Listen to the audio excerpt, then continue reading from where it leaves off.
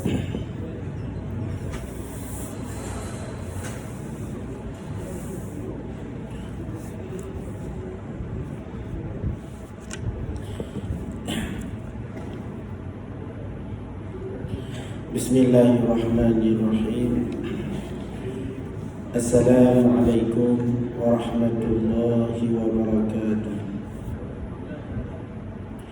Alhamdulillah.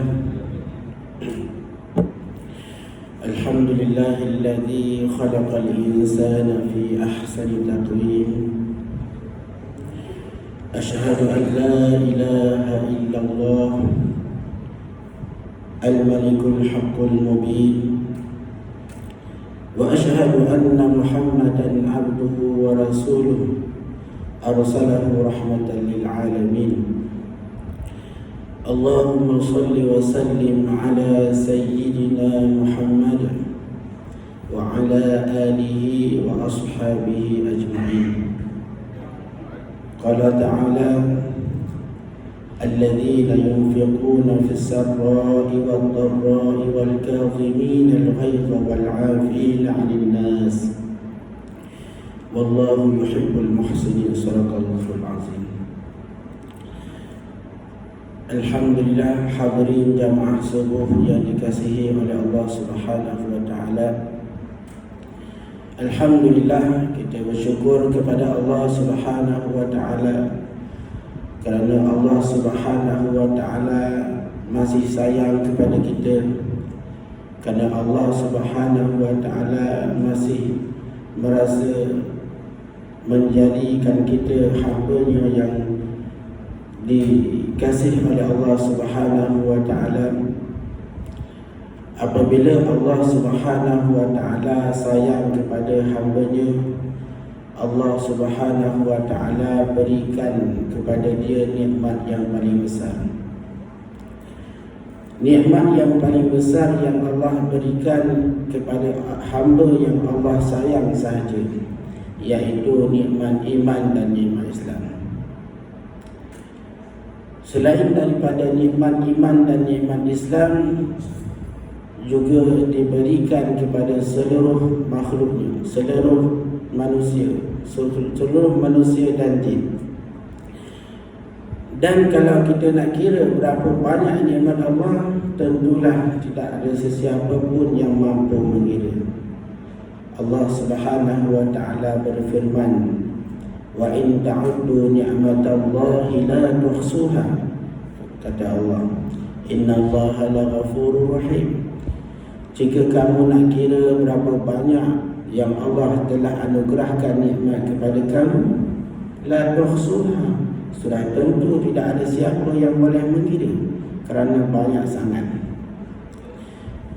Allah Subhanahu wa taala sebutkan lagi innallaha laghafurur rahim.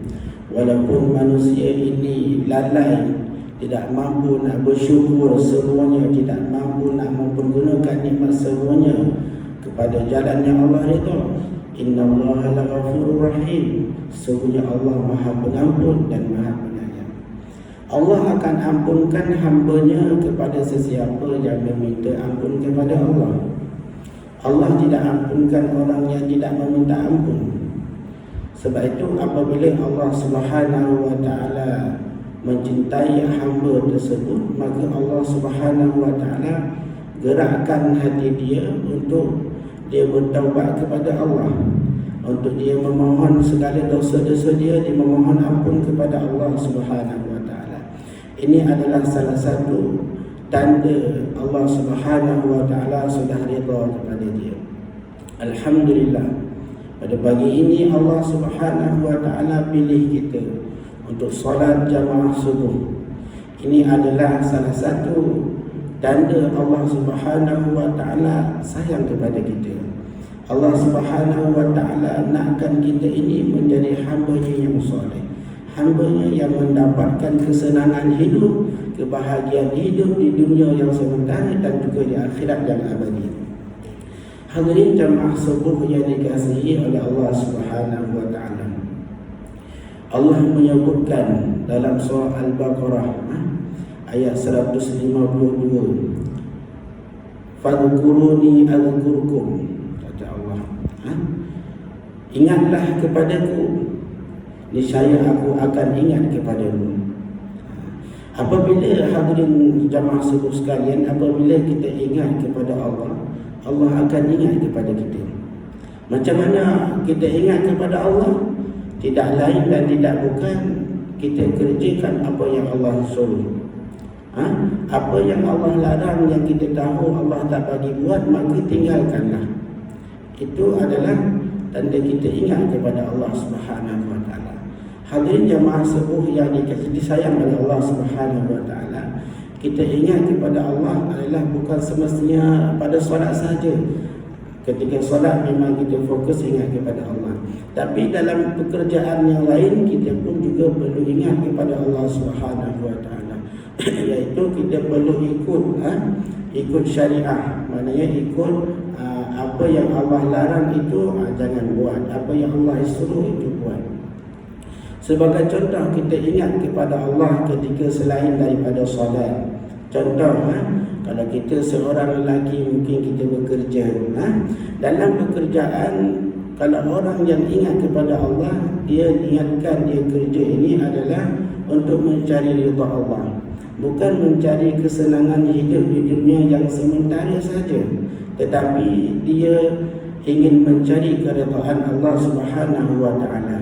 Dia niat dia bekerja ini adalah untuk mendapatkan kasih sayang Allah, untuk mencari nafkah mengikut sunnah Nabi sallallahu alaihi wasallam, dan untuk bersedekah di jalan Allah. Sedekah yang paling utama adalah sedekah kepada ibu kita, isteri kita, anak kita. Itu pun dikira sedekah. Maka ada manusia yang mencari rezeki bersusah payah, tetapi tidak mendapatkan apa-apa di sisi Allah Subhanahu wa taala nanti di yaumil mahsyar. Ada juga manusia dia mencari rezeki bersusah payah, tetapi dengan sebab mencari rezeki itulah Allah Subhanahu wa taala berikan syurga kepada dia. Sebab itu hadirin sekalian, kita tidak tahu pun hati manusia untuk apa dia buat perkara apa yang dia buat. Dia cari rezeki untuk apa, kita tak tahu, tapi Allah yang tahu. Maka hadirin sekalian, mari kita perbaiki hati kita. Kalau sebelum ni kita pergi kerja, tidak pernah sekalipun kita niat untuk mengikut sunnah dan mencari nafkah untuk mencari keridhaan Allah Subhanahu wa taala, maka mulai daripada saat ini mari kita niat. Niat itu yang penting, niat. Allah sebut firman kata Nabi sallallahu alaihi wasallam dalam hadis, innamal a'malu binniyat. Sesungguhnya amal ibadat seseorang itu akan dikira oleh Allah dengan niat dia. Kalau niat dia jahat, maka jahatlah dapatnya. Maka apabila dia tidak niat, maka tidak dapat apa-apa. Dalam solat pun sama, dan dalam pekerjaan yang lain pun sama, perlukan ada niat. Kadang manusia dia pergi kerja, dia tidak sekalipun dia niat untuk mencari ridha Allah. Cuma dia nak cari duit, nak sara isteri, nak sara anak, dan itu saja. Cukup di situ saja. Tapi kita perlu tanamkan dalam hati kita, apabila kita membuat apa pun pekerjaan yang kita buat yang Allah Subhanahu wa taala tidak pernah larang, maka niatlah ini adalah untuk mencari keridhaan Allah Subhanahu wa taala. Apabila kita kerja, kita dalam hati kita di awal pagi, di awal kita nak pergi kerja, kita niat untuk mencari ridha Allah, maka sudah tentu setiap pekerjaan itu adalah akan menjadi keridhaan Allah, akan menjadi kasih sayang Allah, dan kita pun akan dijaga oleh Allah. Kita tidak akan lagi buat perkara yang Allah tak redha dalam pekerjaan kita, seperti curi tulang, orang kata, orang bahasa Melayu kata curi tulang. Tidak akan berlaku benda tu, dan kita akan bekerja sebaik mungkin, sebab kita bekerja bukan untuk bos tengok kita, tapi untuk Allah tengok kita. Allah akan menilai kita setiap apa pun pekerjaan, baik kita kerja office, kerja sebagai kuli, staff, ataupun kerja sebagai bos, semuanya niat adalah semata-mata untuk dapatkan keridhaan Allah Subhanahu wa taala. Maka Allah akan redha apabila kita jaga tata suci kerja ini tidak melanggar daripada hukum syarak, tidak melanggar apa yang Allah larang. Yang Allah larang kita tak buat, yang Allah suruh kita buat. Ini adalah orang yang disayang oleh Allah Subhanahu Wa Taala. Maka mari kita sama-sama kita tanamkan dalam jiwa kita, dalam hati kita sedalam-dalamnya, setiap pekerjaan kita, kita nak Allah redha kita. Kita nak apa yang kita buat ini adalah untuk mendapatkan syurga Allah Subhanahu Wa Taala di akhirat kelak. Kita semua tahu kehidupan di dunia ini adalah sementara. Tidak ada siapa yang tak tahu. Semua orang tahu. Baik orang Islam ataupun orang bukan Islam. Cuma orang Islam dia beza. Dia tahu kehidupan di dunia adalah sementara dan ada lagi kehidupan di akhirat, ini kekal abadi. Dan orang kafir mungkin dia kefahaman dia Allah tak bagi kepada dia hidayah, Allah tak sayang kepada dia. Dia tak tahu bahawa di akhirat nanti ada lagi kehidupan. Ketika kita dalam al-kubur ada lagi kehidupan. Ada yang mereka tahu, ada yang mereka tidak tahu. Ada yang mereka tahu tapi dia tidak mau juga masuk kepada Islam, tidak mau juga ikut Allah, ikut Rasul, karena dia rasa sombong seperti Abu Lahab. Dan ada juga mereka yang memang tidak tahu. Maka mereka ini yang tidak tahu, maka wajiblah bagi kita semua untuk beritahu. Sebab itu hadirin sekalian, jamaah subuh yang dimuliakan oleh Allah Subhanahu Wa Taala, apabila di pejabat kita ada orang yang non-Muslim, ada orang yang bukan Muslim, maka beritahu tentang Islam. Kalau dia tak percaya, itu hak dia lah. Tak perlu pun kita paksa. Cuma tugas kita untuk beritahu. Untuk apa kita beritahu? Untuk kita dapatkan syurga Allah, untuk kita dapatkan rahmat dan kasih sayang Allah Subhanahu Wa Taala. Kalau kita tak bagi tahu dan dia tak tahu, maka kita rasa bersalah. Maka hadirin sekalian, dengan segan-segan bagi tahu yang sebenar. Islam adalah agama yang betul, agama yang benar. Okey, bagi tahu yang sebenar.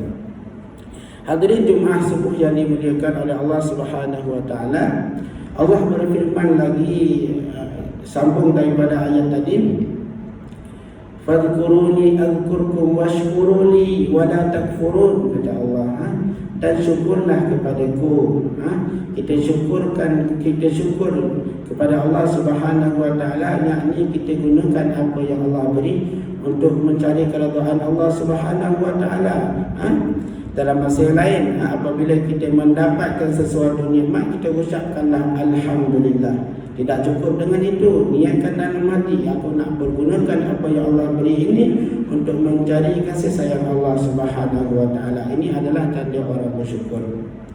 Dan sambungan daripada ayat tadi, wala takfurun, dan jangan sesekali kamu ingkar nikmat Allah. Jangan sesekali berbuat apa yang Allah larang. Maka apa yang Allah larang yang kita tahu, maka tinggalkanlah demi untuk mendapatkan redha Allah, kasih sayang Allah, demi untuk mendapatkan syurga nanti di hari akhirat kelak.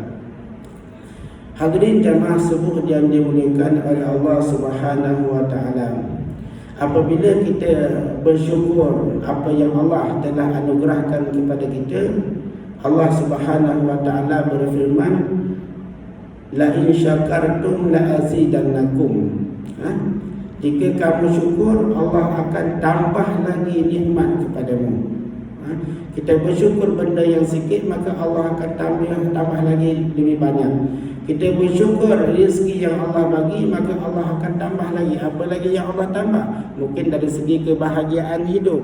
Ada manusia ini, dia banyak duit, dia banyak harta, tetapi hidup sentiasa dalam keadaan gelisah, sentiasa dalam keadaan tidak tenang, sentiasa dalam keadaan risau. Ini adalah tanda manusia yang belum ada kebahagiaan. Sebab itu kebahagiaan tuan-tuan dan puan-puan bukan pada duit, tapi kebahagiaan apabila Allah redha kepada kita, apabila Allah sayang kepada kita, maka Allah akan letakkan kebahagiaan dalam hati kita. Apabila kita nak bahagia, maka kita pergunakan segala nikmat apa yang Allah beri semata-mata untuk cari redha Allah Subhanahu Wa Taala. Dan apabila kita bersyukur, maka Allah akan tambah lagi nikmat kepada kita. Sama ada Allah akan tambah nikmat kebahagiaan ataupun Allah akan tambah rezeki yang lebih banyak lagi. Hanya Allah yang tahu apa yang perlu Allah tambah. Kita mungkin apa yang kita nak Allah tak beri, sebab Allah lebih tahu apa yang kita tak tahu. Sebab kita ni pun Allah yang ciptakan, kita ni pun hamba Allah. Maka apa yang kita tahu, apa yang kita tidak tahu, maka Allah lebih tahu. Apa yang kita perlu, Allah lebih tahu. Maka Allah akan berikan apa yang terbaik untuk kita. Maka sentiasalah bersyukur agar Allah Subhanahu wa taala tambah lagi nikmat kepada kita. Dan wala in kafartum, kata Allah, dan jika kamu kufur, kufur nak ni tidak mempergunakan nikmat untuk mencari keridaan Allah, dan dengan rezeki yang Allah bagi kita rasa tidak selesa, dan kita rasa tidak berterima kasih, tidak pernah mengucapkan alhamdulillah, tidak rasa bersyukur, maka kata Allah lagi, la in syakartum la azidannakum wa la in kafartum inna azabi lasyadid. Sesungguhnya azab Allah itu sangat pedih bagi mereka yang tidak bersyukur apa yang Allah Subhanahu wa taala akan berikan kepada dia. Hadirin jamaah subuh yang dimuliakan oleh Allah Subhanahu wa taala. Okey, kemudian selawat dan salam sama-sama kita titipkan ke pangkuan baginda kita yang tercinta, Nabi besar Muhammad sallallahu alaihi wasallam. Apabila disebutkan Nabi Muhammad sallallahu alaihi wasallam, maka sebutkan tanda kita cinta kepada Rasulullah sallallahu alaihi wasallam. Nanti Nabi sallallahu alaihi wasallam akan tolong kepada kita di hari akhirat, akan berikan syafaat yang mana nanti Nabi yang lain tidak dapat memberikan kecuali Nabi Muhammad sallallahu alaihi wasallam. Maka kita untunglah Allah takdirkan kita dilahirkan di kalangan umat baginda Nabi Muhammad sallallahu alaihi wasallam. Maka perbanyakkanlah sebanyak mungkin untuk kita berselawat kepada Nabi sallallahu alaihi wasallam, terutamanya hari Jumaat dan hari-hari yang lain juga. Banyakkan selawat, banyakkan ingat Nabi sallallahu alaihi wasallam, banyakkan ikut kepada Nabi sallallahu alaihi wasallam. Jangan sahaja di masa hari kelahiran Nabi kita berselawat, tapi berselawatlah sepanjang masa, sepanjang kehidupan kita berselawat. Awal pagi selawat kepada Nabi sallallahu alaihi wasallam, hidup kita dalam keadaan barakah, hidup kita dalam keadaan Allah sayang kepada kita.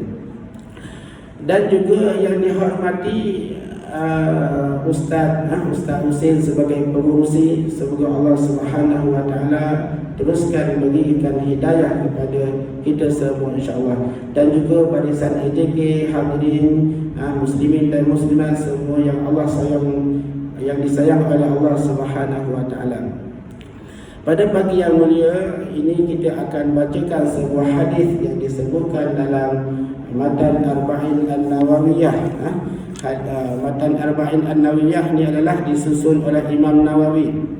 Nama sebenar beliau adalah Imam Muhyiddin Abu Zakaria Yahya bin Sharif An-Nawawi.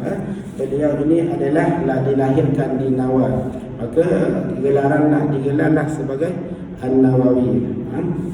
Ramai orang kenal adalah Imam Nawawi. Imam Nawawi ini famouslah dalam mazhab Syafi'i kita. Hadirin jamaah subuh yang dimuliakan oleh Allah Subhanahu wa taala. Disebutkan dalam sebuah hadis ni hadis sadi ashar.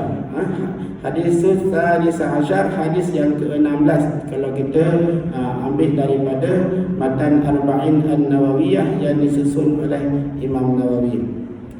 Hadirin jamaah subuh yang dimuliakan oleh Allah, kalau tuan-tuan dan puan-puan nak melihat hadis ni, kalau tuan-tuan puan-puan ada bawa handphone, boleh tulis hadis ke-16, hadis ke-16 dalam Syarah Matan Arba'in An-Nawawiyah. Adapun download terus, ada buku hadis dalam app tu, boleh download insya-Allah. Okey, an Abi Hurairah radhiyallahu anhu, daripada Abu Hurairah radhiyallahu anhu, anna rajulan qala lin nabi sallallahu alaihi wasallam awsini, bahawa ada seorang lelaki telah berkata kepada Nabi sallallahu alaihi wasallam, awsini, katanya, berikan wasiat kepadaku, la taghdab. Qala Nabi, kata Nabi sallallahu alaihi wasallam, la taghdab, jangan marah. Pesan Nabi kepada lelaki itu, jangan marah. Faraddada miraran, kemudian dia ulang lagi pertanyaan yang sama. Tetap Nabi jawab, la taghdab, jangan marah. Hadis ini hadis yang diriwayatkan oleh Bukhari. Okey, daripada Abu Hurairah radhiyallahu an. Abu Hurairah ni adalah sahabatnya Nabi yang banyak sangat meriwayatkan hadis dan sahabat yang digelar Abu Hurairah.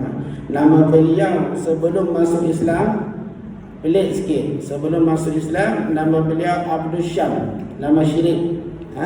Abdul Syam ni maksudnya hamba matahari. Maka nama syirik ini adalah tidak dibenarkanlah dalam Islam. Baru-baru ni kan kita tengah corona. Ada saya tengok orang viral dalam Facebook, Abdul Corona. InsyaAllah ini adalah benda yang jahil lah orang buat tu. Sama ada dia tak tahu apa maksud Abdul, wallahu alam lah. Mungkin dalam kalangan masyarakat Islam kita kan, kita famous dengan Abdullah, Abdul Manaf, Abdul Rahman, maka dia pun taruh Abdul Corona. Ini nama syirik. Maka ini sudah tentulah dilarang oleh Allah, hamba corona maksudnya. Maka ini bahaya dari segi akidah, boleh menjadi syirik mempersekutukan Allah. Siapa yang syirik dia tak masuk syurga. Maka apabila viral perkara tersebut, maka tugas kita apa? Untuk menegur. Bagi tahu kat dia, ini Abdul hambanya, maknanya hamba. Corona ni corona lah, COVID-19. COVID yang muncul tahun 2019. Tapi dia pun famous bukan tahun 2019. Dia famous tahun 2020. Jadi dia pun sebut juga dia COVID-19. Maka ini nama syirik. Maka Abu Hurairah pun nama dia sebelum dia mendapatkan hidayah, sebelum mendapatkan Islam, Abdul Syam, hamba matahari. Maka apabila beliau mendapatkan hidayah, apabila Allah sayang kepada beliau, Allah gerakkan hati beliau untuk masuk Islam, untuk percaya apa yang benar dan tidak percaya apa yang salah, maka didukanlah namanya kepada Abdul Rahman. Abdul Rahman, beliau ini adalah daripada kabilah Ad-Dawsi. Kabilah Ad-Dawsi di Yaman. Maka dinamakanlah Abdul Rahman Ad-Dawsi. Nama lengkap beliau, nama lengkap Abdullah Abu Hurairah. Tetapi famous di kalangan masyarakat adalah Abu Hurairah. Di kalangan semua masyarakat Islam mungkin tak ada siapa yang tak pernah dengar nama Abu Hurairah. Rasanya semua orang pernah dengar. Tapi tak semua orang dia tahu ini nama yang sebenar adalah Abdul Rahman. Dia tak semua orang tahu. Nama dia adalah Abdul Rahman Ad-Dawsi, daripada kabilah Dawsi, kabilah Ad-Dawsi di Yaman, yang adalah Abu Hurairah. Okey, Abu Hurairah radhiyallahu an, ridha Allah ke atasnya, bahawa kata Abu Hurairah ni, anna rajulan qala, ada seorang lelaki ni, kata Abu Hurairah, qala lin Nabi sallallahu alaihi wasallam, ada seorang lelaki ni telah berkata kepada Nabi sallallahu alaihi wasallam. Maknanya dia ada seorang lelaki ni, dia meminta nasihat kepada Nabi sallallahu alaihi wasallam. Maksud berkata ini, meminta nasihat kepada Nabi sallallahu alaihi wasallam. Nasihat yang paling penting. Tentunya apabila Nabi memberi nasihat, juga tentu ini nasihat ini adalah penting sangat dalam kehidupan untuk mendapatkan syurga. Tuan-tuan dan puan-puan, kehidupan kita kena perlu tahu dan kita perlu tanam dalam jiwa kita sedalam-dalamnya. Kita hidup ni bukan nak mewah, tapi nak syurga. Kalau Allah singgahkan kemewahan di dunia, alhamdulillah, maka pergunakan segala kemewahan itu untuk mendapatkan syurga nanti. Sebab kemewahan di dunia adalah tak seberapa kalau kita bandingkan di syurga Allah Subhanahu wa taala. Maka tanamkan dalam jiwa kita sedalam-dalamnya, kita hidup kat dunia ini adalah bukan untuk yang lain, tapi untuk mendapatkan syurga. Itu saja tujuan kita hidup di dunia. Iaitu sudah tentulah kalau untuk mendapatkan syurga, sudah tentu kita sentiasa taat kepada Allah, sentiasa apa yang Allah larang jangan buat. Itu kalau kita nak dapatkan syurga. Dan perlu juga selalu berdoa kepada Allah, sebab kita sebenarnya Allah yang pilih kita, bukan kita sendiri yang pilih diri kita, tidak. Kalau Allah tak sayang kepada kita, Allah tak akan pilih kita untuk mendapatkan syurga. Maka selalulah kalau boleh setiap waktu solat berdoa kepada Allah, minta kepada Allah, ya Allah ampunkan segala dosa-dosaku, ya Allah maafkan segala dosa-dosaku. Minta selalu kepada Allah, ya Allah janganlah engkau azab aku ketika aku berada di dalam kubur. Ya Allah maafkanlah segala kesalahan besarku dan kesalahan kecilku. Sentiasa berdoa kepada Allah, ya Allah berikanlah hidayah kepadaku terus menerus sampai akhir hayat. Kalau boleh doa lagi, ya Allah matikan aku dalam keadaan husnul khatimah. Ini yang paling penting. Sebab ada manusia kat dunia ni, dia bekerja untuk mencari ridha Allah secara zahirnya, tapi batinnya tidak ada siapa yang tahu kecuali Allah Subhanahu wa taala. Ada manusia ni dia berbuat ibadat, memang dia rajin buat ibadat tapi mendapatkan neraka. Ada juga manusia ni rajin buat ibadat tapi mendapatkan neraka, mendapatkan syurga. Ada juga manusia ini dia tak rajin sangat mendapatkan ibadat, tapi dia akhir-akhirnya dia mati ataupun meninggal dalam husnul khatimah, dalam keadaan Allah ridha, maka dia dapat syurga. Ada juga manusia yang rajin buat ibadat tapi dapat neraka. Ada yang tak rajin buat ibadat, ada dapat syurga dan ada dapat neraka. Begitu juga kita perlukan selalu berdoa, ya Allah matikanlah aku, sebab setiap manusia ni memang mati, memang akan mati. Kita tak boleh elak benda yang itu, cuma kita tak tahu bila lambat ataupun cepat. Maka doakan selalu, ya Allah matikanlah aku dalam keadaan husnul khatimah, dalam keadaan kau redha kepadaku, dalam keadaan kau sayang kepadaku. Doakan selalu begitu. Semoga Allah berkenankan, Allah sayang kepada kita, Allah akan berkenankan, Allah akan terima doa kita insya-Allah. Amin ya rabbal alamin. Maka kata Abu Hurairah, ada seorang lelaki dia telah berkata meminta wasiat kepada Nabi sallallahu alaihi wasallam, disebutkan ausini, berikanlah aku wasiat. Qala Nabi sallallahu alaihi wasallam bersabda, la taghdab, jangan marah. Sifat kemarahan ini adalah memang ada dalam semua jiwa manusia. Tidak ada manusia pun yang dalam dunia ini tak pernah marah, tak ada. Semua ada sifat marah. Maka marah ini kita kena bijak dalam mempergunakan sifat marah ini. Sebab ada manusia sebab dia marah dia masuk syurga. Ada manusia sebab dia marah dia masuk syurga. Ada manusia sebab dia marah dia masuk neraka. Maka pergunakan sifat marah di tempat yang Allah redha. Marah ini bukan tak boleh marah, tetapi yang dimaksudkan la taghdab, jangan marah, adalah pergunakan menjaga nafsu marah. Maksudnya kita marah tu jangan ikut nafsu. Semua perkara sebenarnya kita tak boleh ikut nafsu. Sama ada marah ataupun masa makan pun sama. Makan kalau kita ikut nafsu, maka kita akan jadi malas sebab kita akan banyak makan. Makan ikut keperluan. Begitu juga sifat-sifat marah, sifat apapun sifat kena ikut kepada otak, keperluan yang kita fikir yang Allah redha. Jangan ikut nafsu. Kalau ikut nafsu memang kita akan tak menjadi jalan yang Allah redha lah. Kalau kita ikut nafsu, maka jangan ikut nafsu. La taghdab, kata Nabi, jangan kau marah. Faraddada miradan. Kemudian lagi itu tanya lagi, berikanlah aku wasiat. Maka Nabi sebut yang sama, la taghdab. Hadirin yang disayang oleh Allah Subhanahu wa taala, apabila kita berjumpa dengan ulama ataupun dengan sahabat yang baik, maka mintalah wasiat.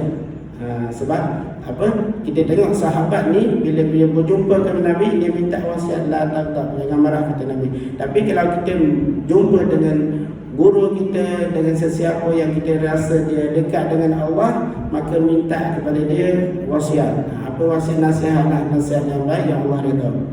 Ada ulama ni dia akan beri nasihat nanti, jangan marah. Ada beri nasihat senyum selalu, ada beri nasihat kuat bersedekah, macam-macam lah.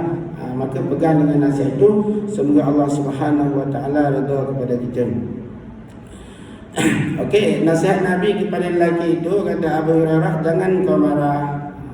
Kemudian ditanya lagi beberapa kali, tetap jawaban yang sama, jangan kau marah. Okey. Perkara marah yang bertalian, jangan kau marah. Jadi hadis tersebut disebutkan ada seorang lelaki ni bertanya kepada Nabi, minta kepada Nabi nasihat, maka Nabi kata jangan marah.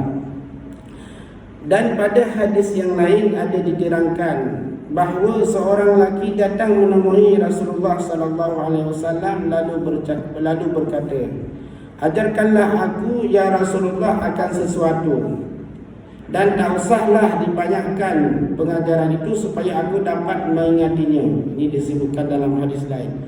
Rasulullah berkata, janganlah engkau marah. Kemudian diulangi permintaannya.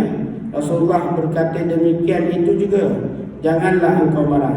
Dan ada pula riwayat yang menerangkan bahawa lelaki tersebut meminta ditunjukkan kepadanya satu harapan supaya Rasulullah tidak memperbanyakkan sangat amal ke atasnya. Baginda berkata, jangan kau marah. Jangan marah ini adalah sangat penting. Apabila kita hidup dalam masyarakat, apabila kita kuat marah, ini adalah akan menjadi pergaduhan. Bila menjadi pergaduhan, maka akan berpecah belah di antara sesama kita. Maka apabila kita menjadi berpecah belah, maka Allah tidak akan redha kepada kita. Kekuatan yang dasar kepada kita tak dapat. Maka sifat marah ini boleh, tapi jangan ikut nafsu. Sebab itu apabila kita ada sesuatu perkara yang berlaku pada diri kita, sama ada disakiti, ada apa-apa perkara yang kita rasa nak marah, maka jangan marah dulu. Jangan marah dulu, tetapi tahan dulu. Sebab Nabi kata jangan marah. Jangan marah bermaksud jangan ikut nafsu terus kita nak marah, tak boleh. Kalau kita nak syurga, maka jangan marah dulu. Ada sebuah kisah di zaman dahulu, zaman Nabi SAW ni, ada seorang khadam. Khadam ni dia pembantu, hamba. Kalau bahasa Indonesia dipanggil budak. Kalau bahasa kita budak, kanak-kanak kan. Masa saya mula-mula masuk ke Malaysia dipanggil saya budak. Bahasa saya ni kalau budak ni hamba. Hamba yang tipe diguli. Hamba ni boleh suruh apa saja, hamba kan. Sampai saya ke Malaysia dipanggil budak Aceh dah sampai. Memang hati memang sakit lah masa tu. Sebab budak dalam bahasa kami ni bukan kanak-kanak, dia hamba.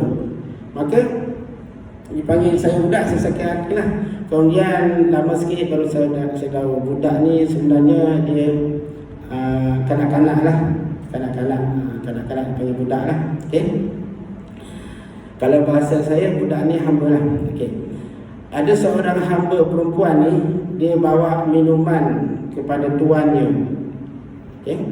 Bawa minuman kepada tuannya, maka minuman itu sampai kepada tuannya jatuh, maka pecahlah tempat air tu, gelas lah kita.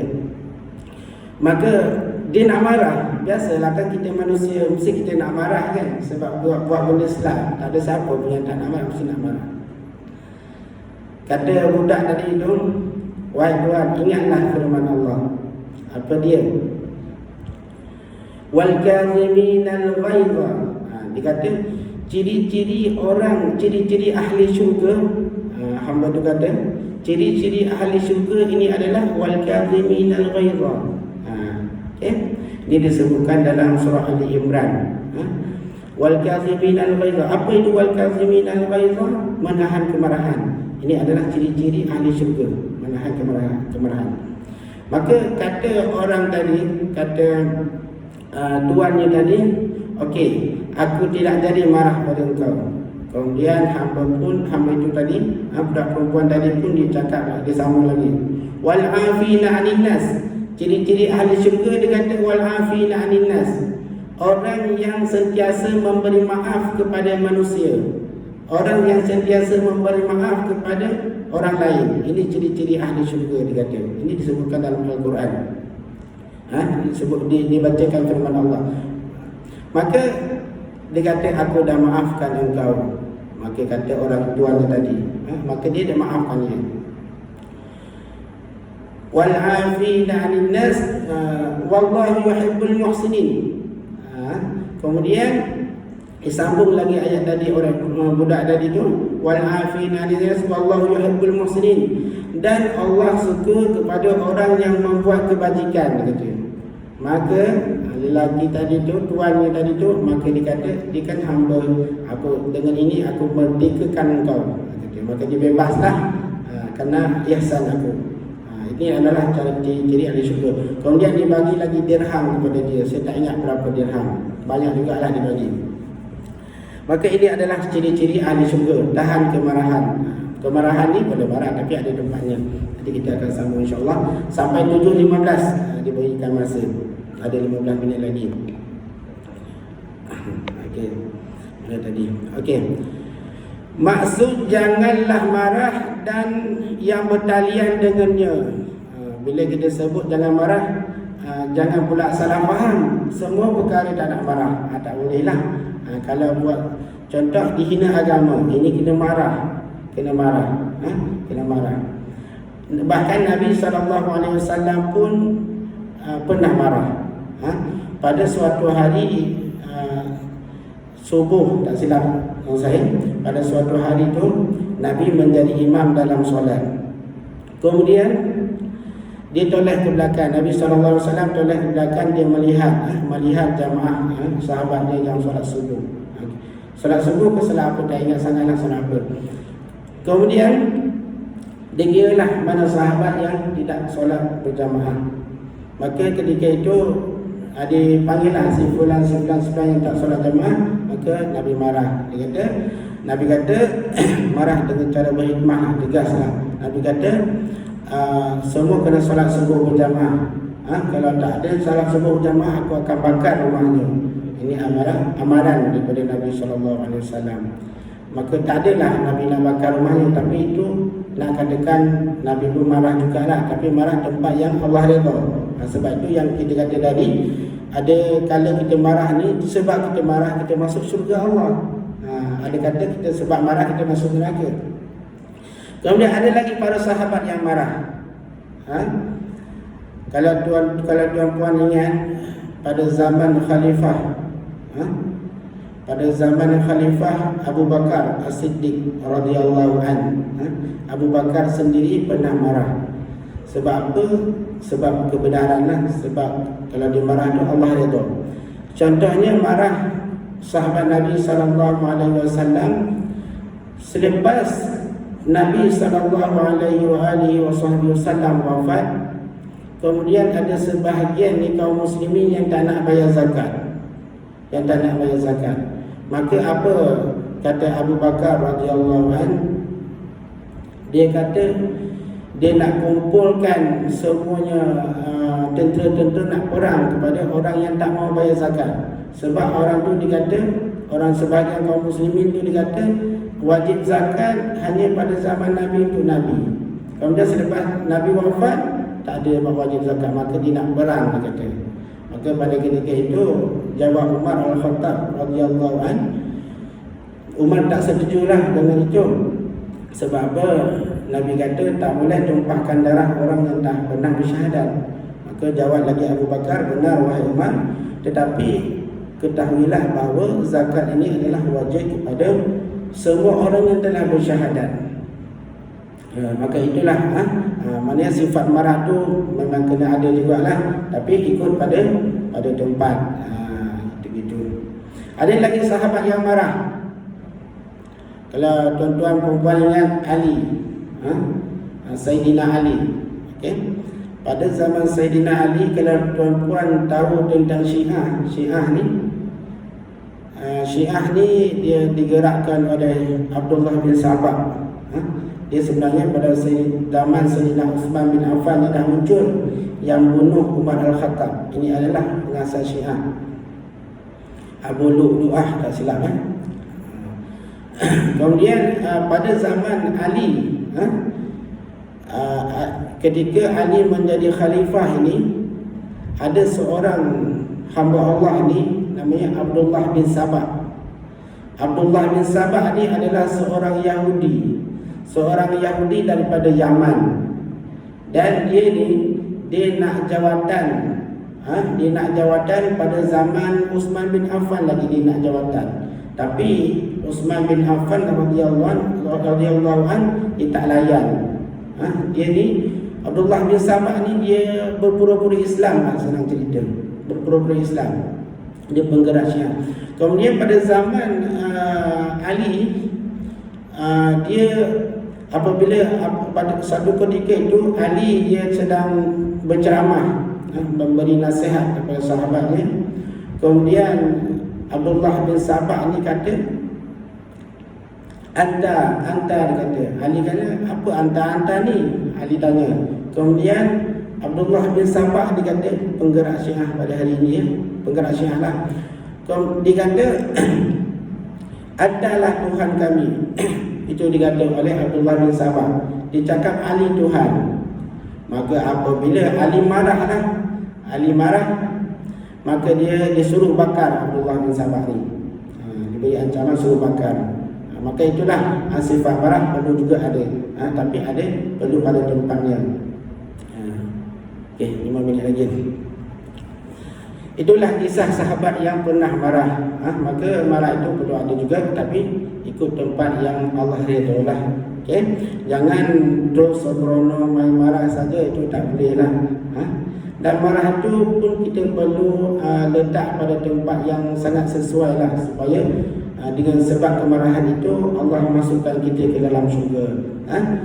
Jangan kita aibkan orang kan. Ada seorang suami isteri kadang-kadang dimarah depan khalayak ramai, masya-Allah.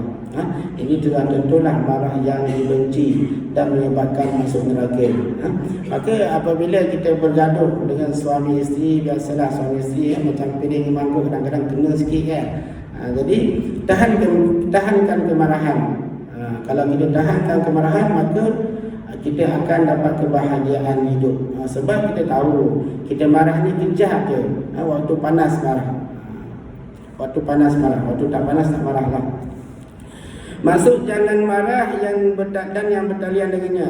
Apapun maksud perkataan jangan marah yang dikatakan pada lelaki tersebut ialah jangan turut nafsu kemarahan itu, dan bukanlah maksudnya melenyapkan sama sekali nafsu marah. Ini yang saya ceritakan tadi.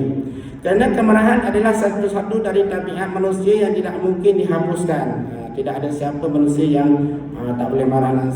Tak ada sifat marah, tak ada. Mesti kena ada. Tapi letak pada tempat yang Allah redha, yang menyebabkan kita masuk syurga dengan sebab kita marah, dan menyebabkan kita masuk syurga dengan sebab kita tak marah. Okay. Jadi Rasulullah bermaksud larangan marah kepada perkara yang menimbulkan perkara kemarahan itu, dan baginda bersabda pada hadis lain, jauhilah kemarahan.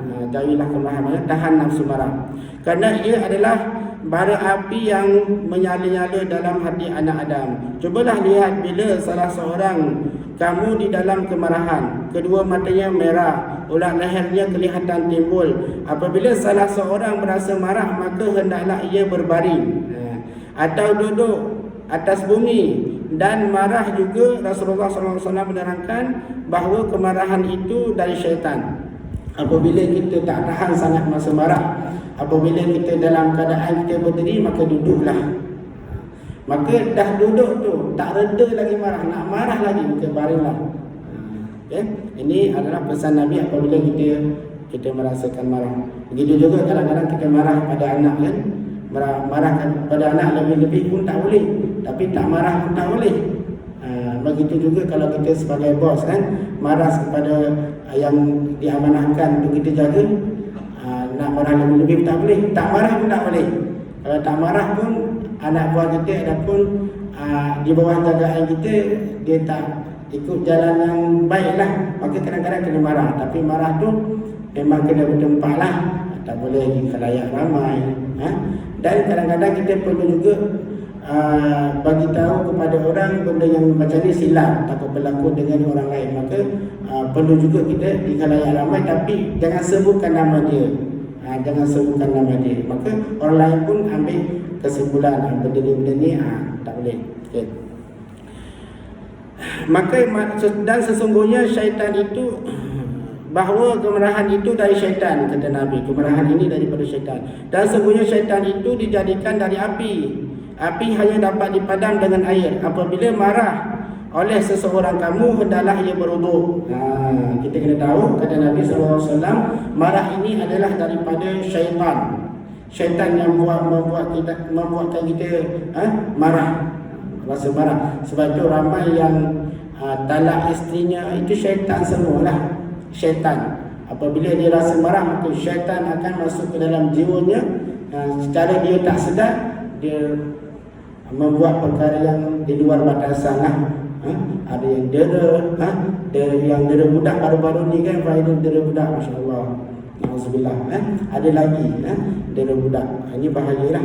Kalau kita tak ambil berat sekarang, maka benda ni akan berlaku terus bahayalah.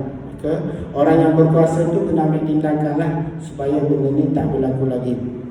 Maka itu semuanya daripada syaitan, sebab syaitan. Maka apabila kita rasa marah sangat, maka kita ambil wuduk, kata Nabi. Ambil sembahyang. Ambil sembahyang. Maka dengan ambil sembahyang pun insya-Allah dia akan reda marah. Kalau tak hilang tak, mandilah, mandi. Ada seorang sahabat saya dulu, masa saya belajar tahfiz dulu, dia dia orang Chinese lah. Dia marah sebab dia rasa tak dapat dia hafal. Dia dah dulu juga dalam situ, tak dapat dia hafal. Dia rasa marah. Apa dia buat? Dia ambil sembahyang. Dia sembahyang, rasa lagi marah, dia mandi lama-lama, kemudian dia hafal balik lah. Itu nak redakan masa marah. Kalau kita dah mandi, memang insya-Allah tak akan semarah lagi lah. Rasa marah pun dah reda. Kalau tak reda tak, pergi tidur. Tidur nyenyak terus, esok bangun. Okey. Ada sikit lagi masa. Abu Zar Al-Ghifari berkata, kata Abu Zar, Rasulullah pernah berkata kepada kami, apabila marah seorang kamu yang sedang berdiri, maka hendaklah ia duduk supaya hilang kemarahannya. Kalau masih belum lagi hilang, maka hendaklah ia berbaring. Ini yang kita cerita tadilah. Berkata Nabi Isa AS kepada Nabi Yahya bin Zakaria AS, saya akan mengajar engkau satu ilmu yang berguna, iaitu jangan engkau marah. Bagaimana caranya supaya saya jangan marah? Kata Nabi Isa. Tanya Nabi Yahya AS, bahawa jawab Nabi Isa, bila ada orang yang mengatakan tentang kesalahan engkau, maka katakanlah itu sememangnya dosa yang saya tidak ingat, dan karenanya saya minta ampun kepada Allah. Dan jika orang yang mengatakan satu yang tidak ada pada engkau, maka bersyukurlah kepada Allah, kerana dia telah membuat kebaikan kepada engkau dengan menghina engkau. Okey. Apabila kita nak tahan masa marah ni, apabila kita orang kata apa yang kita buat memang kita buat silap, orang kata, maka sebutkanlah, itu memang dosa saya tak sedar, dan saya mohon ampun kepada Allah. Dan kalau orang tu memang dia kata pada kita benda yang dia sedar, benda yang kita ada buat memang itu kesalahan, maka kita minta ampun kepada Allah, mengaku itu kesalahan kita, dan kita minta ampun kepada Allah supaya kita tak ada rasa marah.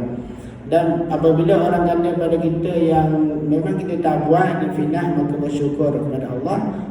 Maka itu mungkin sebab itu Allah Subhanahu Wa Taala ampunkan dosa kita, insya-Allah.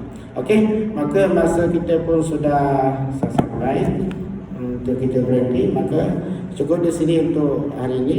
Banyak lagi sebenarnya saya yang nak bagi tahu, tapi tak sempatlah, masa sikit. InsyaAllah kita akan sambung di bulan hadapan, insyaAllah. Okay. Apa yang saya minta maaf kalau ada salah silap dan singgung hati dan sebagainya. Dan semoga kita Allah berikan kepada kita hidayah untuk amalkan. Kerana Allah akan sayang kepada kita apabila ada ilmu kita amalkan. Semoga Allah Subhanahu Wa Taala berikan hidayah kepada kita untuk kita amalkan. Dan saya mohon maaf segala salah dan silap. Hadanallahu wa iyyakum ajma'in. Assalamualaikum warahmatullahi wabarakatuh.